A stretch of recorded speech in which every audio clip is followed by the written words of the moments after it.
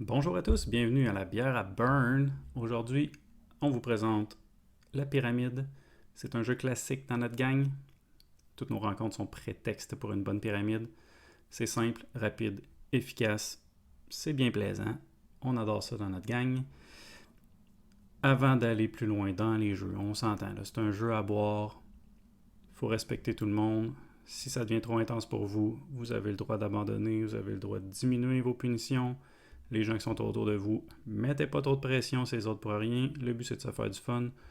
Notre but avec ce jeu-là, c'est de se mettre chaud, mais pas d'être sous-mort puis de plus se rappeler qu'est-ce qui se passe. Fait que le but, c'est de se faire du fun.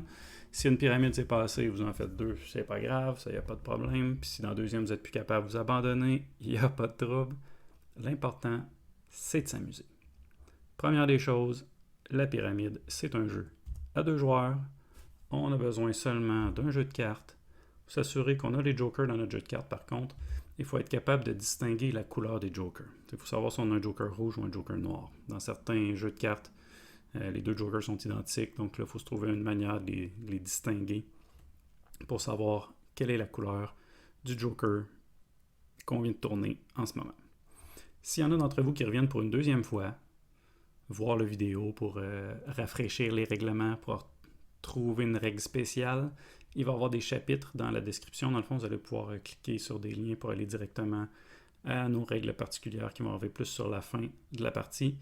Et vous allez aussi avoir un lien pour le début de la partie qui s'en vient dans quelques instants. Donc, on vous rappelle, c'est un jeu pour s'amuser. L'intensité de ce jeu-là, je dirais c'est un 2 sur 3. Mais ça peut virer à 3 sur 3 assez vite si on manque une des cartes clés. Fait que je vais tout vous expliquer ça dans quelques instants. Première des choses, avec notre pyramide, on s'assure d'avoir bien brassé notre paquet au préalable. Hein? Pas que les cartes soient toutes collées ensemble. Bref, une fois que c'est fait, on doit disposer nos cartes avec 5 rangées. Donc la première rangée va être une carte. Deuxième rangée, on va avoir 2 cartes. Troisième rangée, 3 cartes. Quatrième rangée, 2 cartes. Et la dernière rangée, la cinquième, simplement une carte. Donc, le but de la pyramide, c'est de prédire à chaque étape si la prochaine carte va être plus haute ou plus basse que la carte qui est déjà présente. Puis il faut faire un aller-retour, dans le fond. Fait que là, la première partie, c'est de réussir à se rendre jusqu'au valet de cœur et de bien miser sur le valet de cœur. Fait que bref, on commence avec la dame de cœur. On va dire plus haut, plus bas. Là, évidemment, on dit plus bas. Ben non, toi, un roi en partant. Bon. Donc, malheureusement, la personne qui faisait la pyramide a raté. Quand on rate, on prend une gorgée par rangée qu'on a avancée. Fait que là, on était sur la première, fait qu'on prend une gorgée. Ici, on aurait pris 2 gorgées, 3 gorgées, 4 gorgées, 5 gorgées.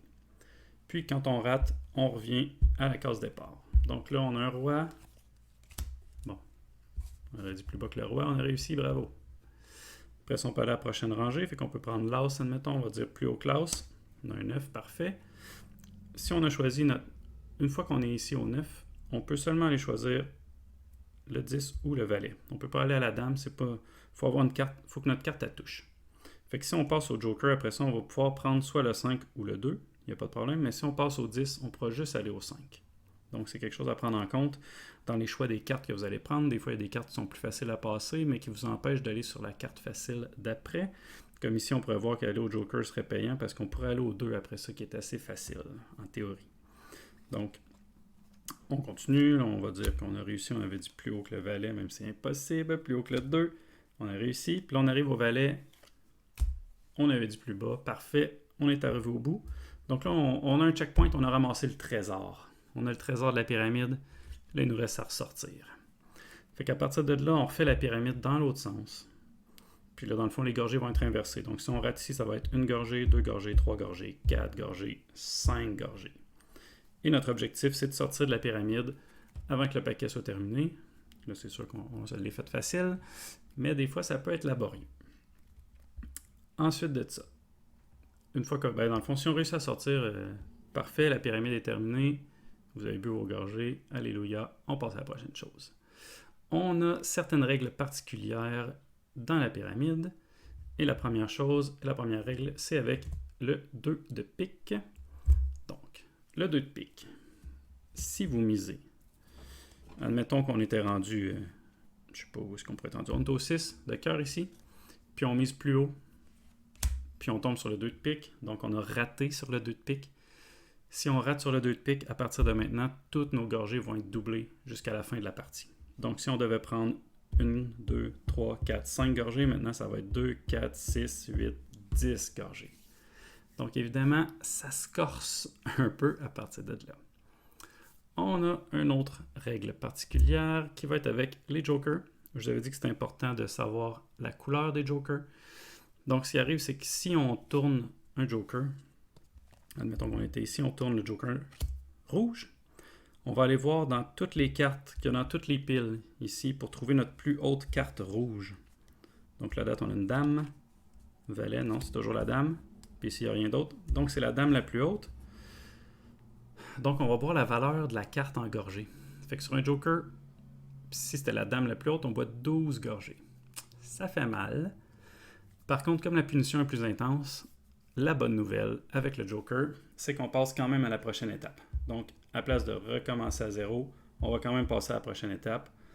Une fois que la personne a vu ses 12 gorgées, on va aller mettre le joker en dessous. Comme ça, on a une carte avec une valeur pour quand on passera sur cette place-là. Et la personne passe à la prochaine étape. C'est ce qu'il y en est pour les jokers. Si ça avait été le joker noir, on aurait pu aller voir ici, c'était encore une dame la carte la plus haute, donc ça aurait été un autre 12 gorgées.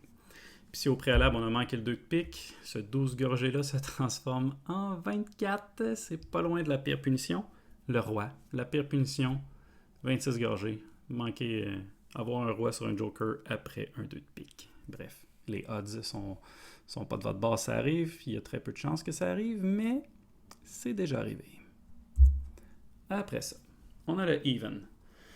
Donc, dans notre jeu, on doit toujours prédire si la prochaine carte va être plus haute ou plus basse.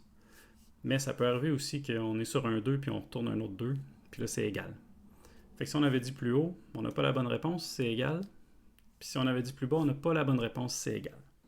Vous pouvez dire even. On a le droit de le dire 3 fois. Even, c'est égal. Okay? On a le droit de le dire 3 fois pendant la pyramide. Vous n'êtes pas obligé de l'utiliser, mais vous pouvez le faire. Si vous prédisez un even, puis que vous l'avez, vous sortez de la pyramide automatiquement. Donc, c'est comme si vous avez trouvé un passage secret en ramassant le trésor d'un coup. Vous êtes sorti de là, le even vous a sauvé, vous a sorti du trouble. On ne se le cachera pas, il y a quand même peu de chances que ça réussisse, mais en tout cas, vous avez 3 chances à l'essayer, si ça vous intéresse. Finalement, on a le sans faute. Donc, si vous partez de la première carte, vous allez jusqu'au bout sans erreur et que vous revenez sans erreur, c'est la personne qui vous fait la pyramide là, qui a une punition. Parce que vous avez fait un parcours parfait. Donc, la personne qui vous fait la pyramide doit caler sa consommation.